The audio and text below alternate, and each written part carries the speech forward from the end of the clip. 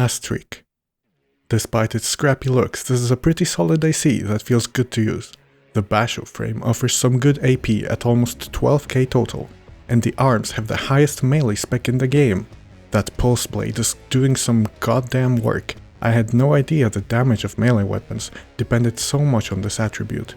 The other weapons include the burst rifle, which is a very reliable kinetic weapon with good damage, range and stagger.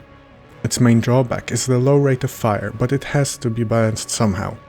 This gun has a charged attack, which fires a burst of 3 bullets. However, it's not very useful, seeing as you have a much better punish weapon and it is very hard to hit mobile enemies with. Beyond the pulse blade, we've also got this handheld 4-cell missile launcher. I really like this weapon. It might not be as effective at applying stagger as some other alternatives, but the homing capabilities of these projectiles are very good. And don't get me wrong, it still hits pretty hard. The final weapon is this napalm bomb launcher. It functions similarly to that stun bomb thing discussed earlier, but it scatters lingering fire instead. I'm not sure what exactly the purpose of this tool is. It can only really deal solid damage against land-bound and immobile enemies, so not very suited for bosses or ACs. Even tanks can just drive out of the fire. The booster is the Kikaku, which has underwhelming specs, but the AC still feels quite mobile. The most impressive attribute of this part is the exceptionally high melee boost. This governs how fast the booster takes you towards the target of your melee attack, and it feels viciously aggressive to be rushing at vulnerable enemies like that. The FCS is pretty good at mid-range, where most of its weapons excel, and boasts a high missile lock correction time, improving the effectiveness of the missile launcher. Another tool I'm not really sure what to do with is the assault armor. The pulse blade is too good a punish not to use, so maybe it's better as to force a stagger in the first place, at a range too close for your main weapons. And finally, the generator is the Coral Aorta.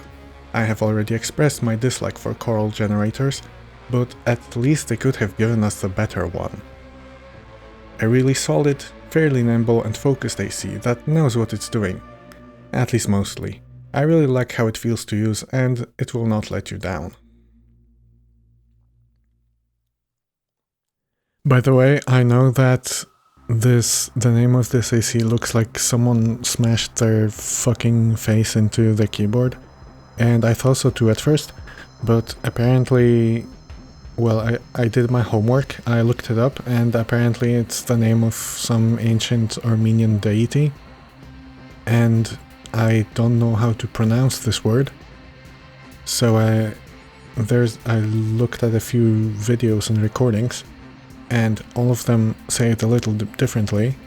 So, like the first result is a YouTube video where the guy just says Astghik, and all of the comments are, this is not how you pronounce it, this is wrong, and all the other ones are a little different.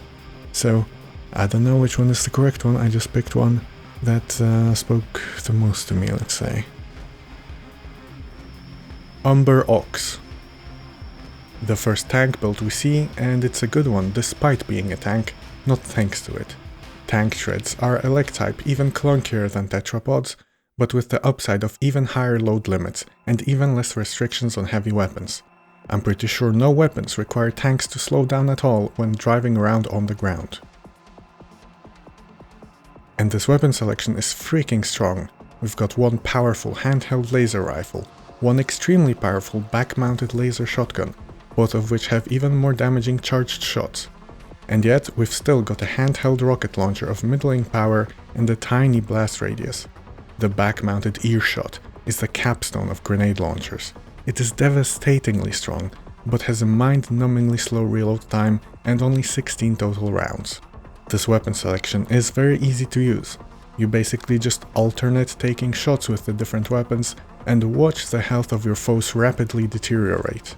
If you really want to, you can prepare the charged attack of the laser shotgun as a huge punisher that rivals some melee weapons in damage output. But if that's too much of a headache, just taking regular shots will whittle down your enemies with similar effectiveness. The frame I'm less positive about. While the AP comes out to more than 15k, which is the highest we've seen so far. The attitude stability is around 1800. This is respectable, but the heavy tetrapods we've discussed in the previous tier both come out to over 2300. Even the tester AC has more stability than Umber Ox. The load limit and EN output both allow for some far stronger frame parts, but Chartreuse was hell-bent on having a full arquebus set, for some reason. I also wish the firearm spec on the arms was higher. Furthermore, these tank treads are my least favorite of the three available. The description says they're designed for airborne use, but that doesn't really pan out this way. What they mean by that is, moving around while midair will cause you to descend very slowly, but your lateral movement will also be very slow. This means you can do a sort of inferior hover, except you cover ground extremely slowly, making you a sitting duck.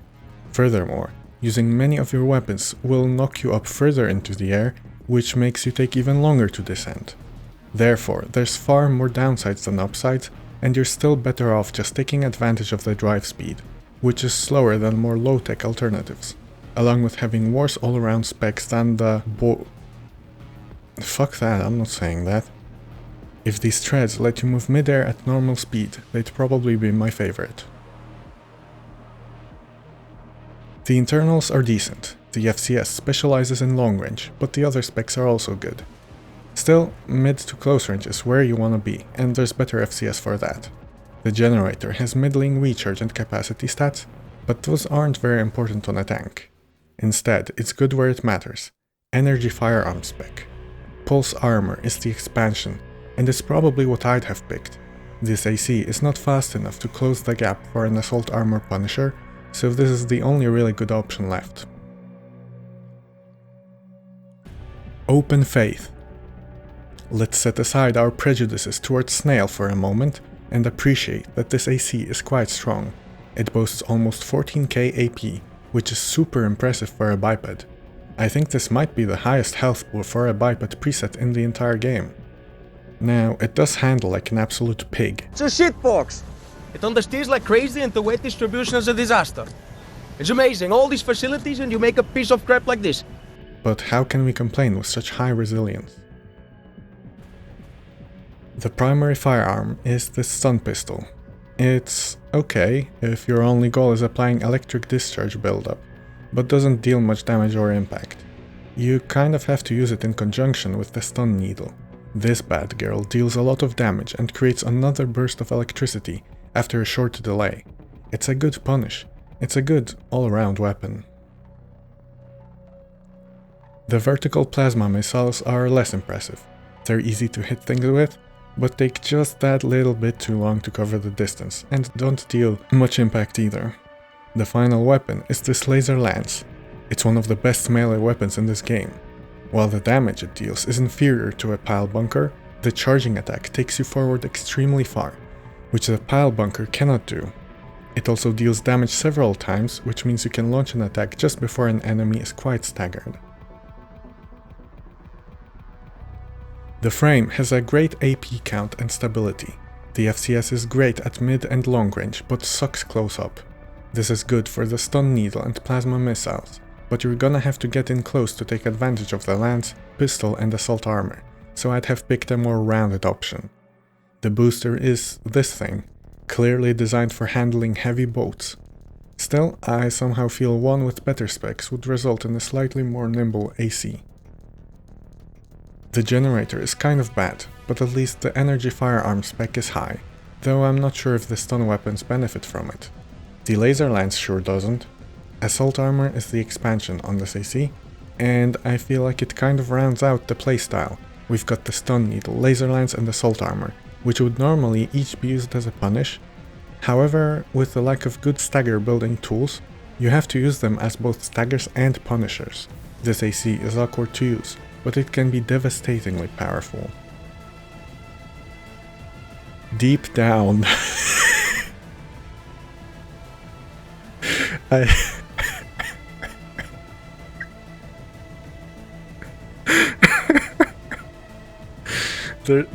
there's a your mom joke to be made here somewhere, but I'm not gonna be the one to make it.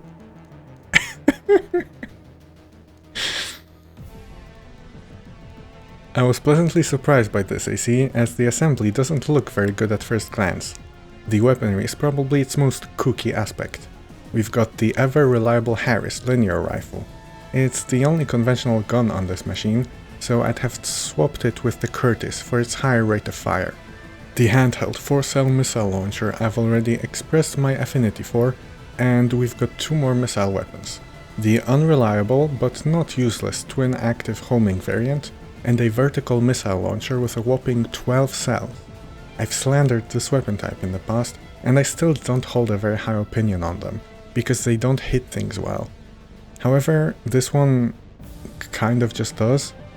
I was surprised by how often these projectiles connected.